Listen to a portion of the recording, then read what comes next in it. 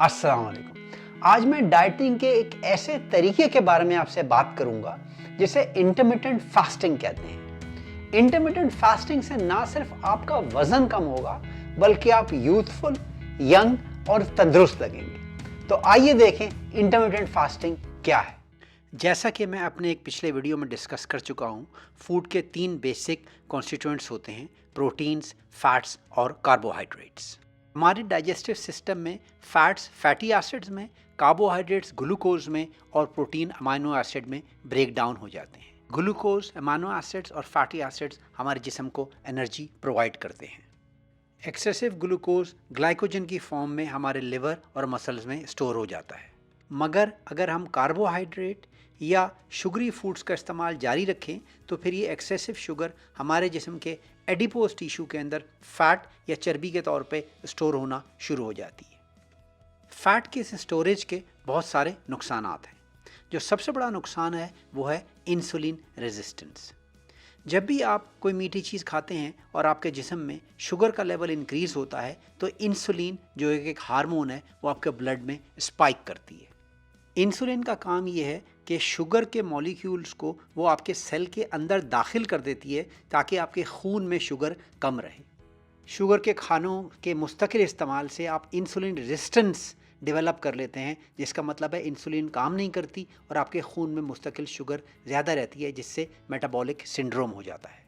Metabolic syndrome की वजह से दिल की बीमारियाँ, दिमाग के अमराज, कैंसर जैसे मूजी मर्ज, polycystic ovarian syndrome, high blood pressure, diabetes और फैटी लिवर भी हो सकता है। फास्टिंग या इंटरमिटेंट फास्टिंग आपके इंसुलिन के लेवल्स को लो रखती है, फैट स्टोरेज को कम करती है और आपकी एग्जिस्टिंग चर्बी को पिघलाना शुरू करती है।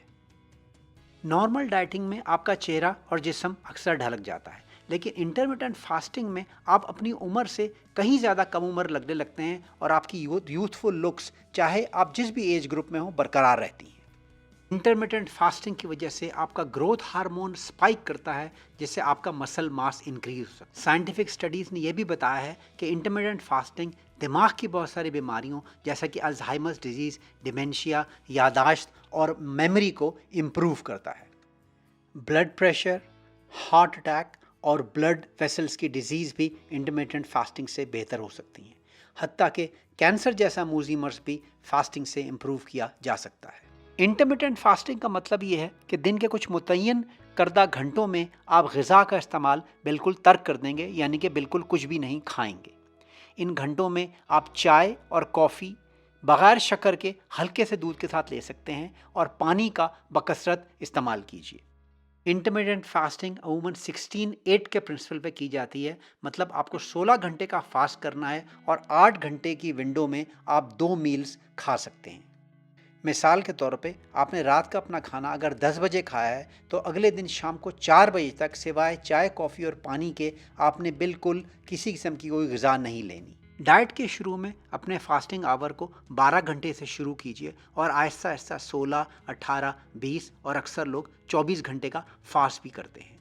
आपका फास्ट जितना लंबा होगा उतनी ही फैट बर्न होगी। आप अपने रोज़े वाले घंटों को दिन में भी रख सकते हैं, लेकिन बेहतर ये है कि रात के सोने वाले औकात को रोज़े के घंटों में इंक्लूड किया जाए। इससे काफ़ी आसानी हो जाती है। इंटरमिटेंट फास्टिंग में चूँकि खाने के औकात कम होते हैं, इसलिए आप सिर्फ 2 मील खा सकते हैं और ट्रेडिशनल जो हमारी अप्रोच है ब्रेकफास्ट, लंच और डिनर, इससे आपको आज़ादी मिल जाती है। कुछ ऐसे ग्रुप्स हैं जिनको इंटरमिटेंट फास्टिंग सूट नहीं करती, जैसे बच्चे, टाइप 1 डायबिटीज़, प्रेग्नेंट ख़वातीन, रीनल फेलियर वाले पेशेंट और हार्ट फेलियर वाले पेशेंट अपने डॉक्टर्स को कंसल्ट करें। इंटरमिटेंट फास्टिंग में यह बहुत ज़्यादा ज़रूरी है कि आप अपने खाने वाले औकात में हेल्थी डाइट खाएं। आपने हर हाल में स्नैकिंग अवॉइड करनी है। इसी तरह ब्रेड, वाइट राइस, पास्ता और शुगरी कार्बोहाइड्रेट बिल्कुल ममनू है। कार्बोहाइड्रेट के ऊपर मेरा एक अलग वीडियो मौजूद है, जिसका लिंक मैं आखिर में आपके लिए छोड़ दूंगा। तली हुई चीज़ों को हर हाल में अवॉइड कीजिए, ये सेहत के लिए भी बहुत मुज़िर है। नॉन फास्टिंग आवर्स में आपकी डाइट बेसिकली फाइबर और ग्रीन लीफी वेजिटेबल पे मुश्तमिल होनी चाहिए। ग्रीन लीफी वेजिटेबल के अंदर कैलोरीज बहुत कम होती हैं, इसके अलावा ये मिनिमल ग्लूकोज आपको सप्लाई करती हैं। नॉन स्टार्ची वेजिटेबल्स जैसा कि टमाटर, मशरूम, ब्रसल स्प्राउट्स, कॉलीफ्लावर, पालक के पत्ते, शिमला मिर्चें, खीरे, क्यूकम्बर्स ये बेहतरीन ग़िज़ा है जो आप नॉन फास्टिंग आवर में इस्तेमाल कर सकते हैं।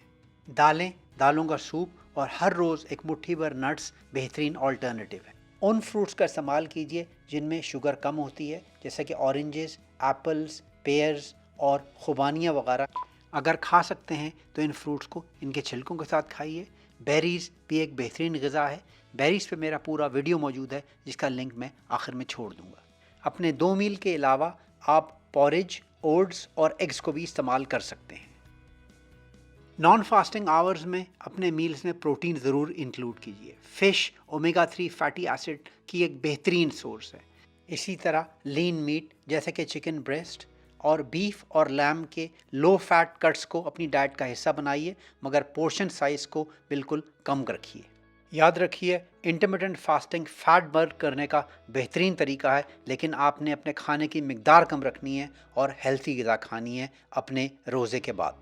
इंटरमिटेंट फास्टिंग के साथ एक्सरसाइज फ़ैट को और भी तेज़ी से बर्न करती है। इसके लिए कार्डियो एक्सरसाइज बेहतरीन है। कार्डियो एक्सरसाइज क्या है, इसका लिंक मैं ऊपर छोड़ रहा हूँ। Please like and subscribe my channel.